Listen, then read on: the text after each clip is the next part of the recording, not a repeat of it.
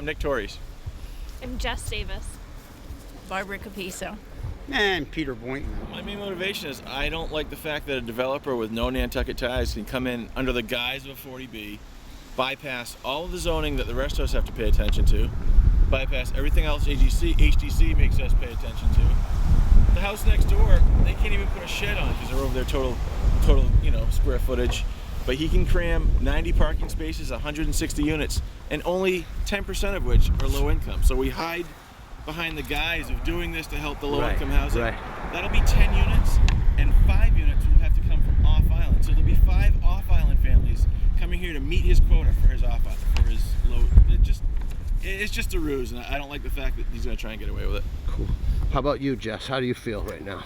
I feel honestly hurt by this guy. My family and I have grown up here since I was young. My parents raised my brother in the cottage in front of our house next door and built another house in the back. And they moved in here and built this property in the sense that nothing like this could go in next door. That was the rules and that was the guidelines they followed. They wanted to be in a small... They chose to buy 2-acre zoning property over something else so that this wouldn't happen as they got near the age to retire. And that's exactly what's happening. And now my parents are about to retire and feel like they can't because this guy's coming in and what they got their house appraised for is diminished by half. Make more people come here that are going to try to get jobs year-round, and it's going to be a quest for more 40Bs and more 40Bs. And already we are the fastest growing county in the state, and I don't think that's a good idea. 40Bs on this island, why not try to take over the rugged Scott 40B that 4 or 5 houses were made and then now it's just a ghost abandoned town? They ran out of money. They ran out of money. What if you run out of money here and this turns into 3 buildings up with nobody in them and it just looks like a pile of garbage on Surfside Road? At what point do we reach the saturation point? You've got the Pasden 40B development is going to be over 400 units. You've got Rugged Scott, which failed to finish. It's only halfway done.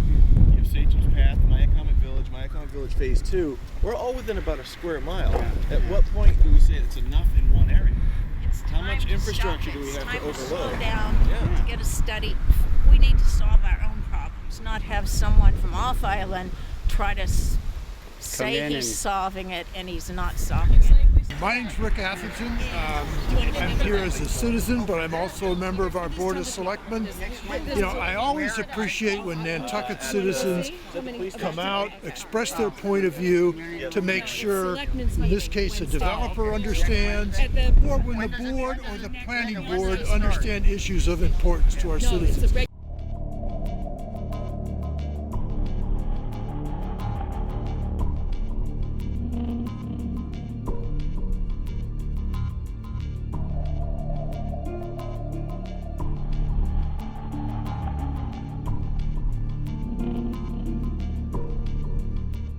They just arrived. The state just arrived. This is their site review. And so they're going, this is the Mass Housing Partnership, who's the lender for the 40B development.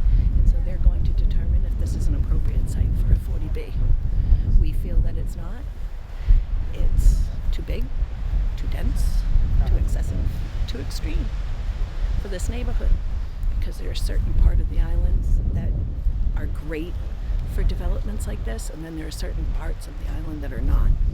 And we feel that this is not the area that it should go in. I'm DJ McKinnon. I recognize actually quite a few people in the crowd here. And with me today is Josh Swirling. Josh is from Bowler Engineering. I'm from Atlantic Development, and our entity that is actually looking to develop this property is called Surfside Commons LLC. That's the legal entity that's filed for the Pell application. With the change in the plans will show you have actually reduced that unit count down now to 56 units with 14 at the moderate rate affordable range. The idea is to be able to come around the back of these units. There's a few garages. Total number of parks is 92 on the surface. 8 are going to be garage spaces in those units to the rear. Typically with a process like this, it continues to evolve, and especially as we start to work more with the town, we see this evolving more, trying to get more of a Nantucket look to it. We've added in, landscaping and other features. The two on the property today, we do have a single-family home with a garage. We're looking to actually turn those into covenant homes that would be relocated somewhere else, on the island. I'm happy to answer any questions or take people for a walk, maybe as those questions conclude, and go from there. DJ, this revision, what is the ridge height on the tallest ridge height? This tallest, that hasn't changed, so that's still at 44 feet. And what is current zoning here? I believe the zoning's 30. Yeah. Okay, so what we're looking to do is file this under the state's 40B regulations, and in a community such as Nantucket, if they have less than, I'll kind of summarize this and I'll get corrected, I'm sure if I say anything wrong, less than 10% affordable housing, then this is another avenue to try to move forward, and the whole goal is to try to increase the level of affordable housing on the island. That's the whole goal? Excuse me? That's the entire goal? Well, if you want to explain the statute more, you can, but I understand the goal of the statute. I mean, is the entire goal is to have just affordable housing right here. So our specific proposal now is 56 units. I can explain a little bit more. It's 56 units. Out of those, 14 would be fall under the affordable section of 40B. Those units, for people that would look to rent those units, we're looking at moderate rate affordable, so they'd be at 80% of median. What that translates to is people that would have incomes generally between about $55,000 and $80,000 would qualify for the affordable units. So I'm happy to generally answer the questions, but the actual detail on all of that is all available online. So out of the 56, the other units would be market rate units. We're projecting the market rate rents to run roughly between $2,000 and $3,300 in that range. DJ, how many bedrooms are in the 56 total units? I don't know off the top of my head. Again, it's in our information, but we have a mixture of 1s, 2s, and 3s. Probably, I'm guessing it's 110, 120, something in that range. And in a 3-bedroom apartment at $3,300 a month plus utilities, which is going to bring it to like maybe $4,000, $4,500 a month, you're going to have minimum 5 people, and all these people have jobs, and so they all have cars. And for me, going into this without solving the car problem is very important for us out here.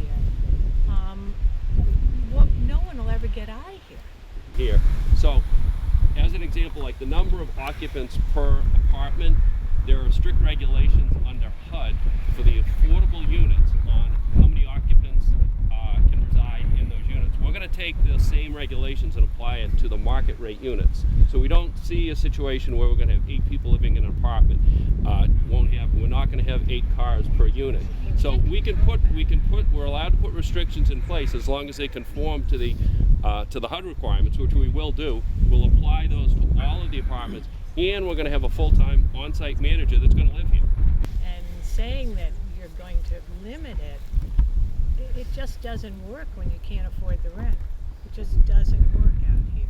You're going to have other people in there because you're going to need it. In addition, we have one code enforcement officer, which is really our town problem, because as we expand all our affordable housing on other buildings, we don't have anybody to enforce this. I live across the street from a 40B, one of the more recent 40Bs, and I have a strong belief that they're in violation. This type of proposal, it's all done with private funding. So for us, this is it's a significant investment. We want to protect our investment. We want it run well. We want it managed well. We want an on-site manager. We want that to work. We're not relying on any state or federal subsidies to make this work. So it only works if we do it and manage it properly. And that is why we want to have our own on-site manager, have those regulations put in place. What we've kind of found with this proposal is we've purposely set up a social media site because we're getting a significant amount of input through that avenue. And most of the people that want to talk to us about their rental needs want to do it on an individual basis, which we're happy to do. But as we do that, we are going to keep their information confidential. Rental needs are different than affordable housing, so you're just creating rentals for people who want to visit for the summer and not really addressing our housing shortage of affordable housing. Yeah. And as it stands, if there are 14 of the units that are affordable, we still have to import people to qualify for those and not even offer island residents. We're an island. You can't drive to another community. It's a plane or a boat to get here. We are unique. We are not any other town in the state. I think it needs to be looked at a little differently. Is there anything about filing this at a 40B that puts a restriction on how long before you sell the whole property off to an investment company that may not have the same rules? Or would they have the same rules? If you sold this a year later to an investment vehicle, they could rent the manager apartment out, correct? And not worry about occupancy. Or by filing it as a 40B, would that be prevented to the next owner? Because there's nothing about filing it as a 40B that says you couldn't sell it a week later, correct? So what happens is you go through the 40B process, we end up with a comprehensive permit that's issued by the town. There's also a regulatory agreement with the state agency. So all of those type of rules and requirements are built into those documents. If it's sold by us a year from now or somebody else 10 years from now, all those stay in place. But not the manager's apartment? Or if it's built into the permit as a requirement, then it would. Yeah. I have nothing against even having affordable housing right here, right across the street from our house, okay? But I do have something against that is 45 feet in the air. There's nothing on this island that is 45 feet in the air people live in. There's nothing like this. What I'm asking you is, why can't you change this? Make it a community that has Nantucket critical mass to be able to have an on-site manager. If you're down at 20 or 30 units, you just can't build that into the pro forma, and that would probably be more in line with the unit count if you go down to that Having height. an on-site manager is no excuse for building something that's We would totally probably out of embrace scale. Nantucket does not have large-scale apartment buildings, and it shouldn't. People come to Nantucket to get away. They want to rent a cottage. We have a lot of rental houses on Nantucket. I've never heard anyone say there's not a place to rent. Housing for employees is a different story, and I understand that, as most islanders do. We just sold our house because of that kind of thing. When I hear of 300 and some houses going in and 140 houses going in or whatever it is, I think of the number of cars it's bringing on, like 300 cars probably, the amount of electricity it needs, 300 additional cars on the roads every summer. How much electricity does each house need? How much sewage is it going to put into the plant? What I've seen in my building career is Nantucket tried to slow development down, and every time they tried to slow it down, people that had lots that thought they'd build a vacation home in the future built sooner than they planned because they were afraid that, like the Cape, who had a moratorium, they were afraid that they wouldn't be able to build.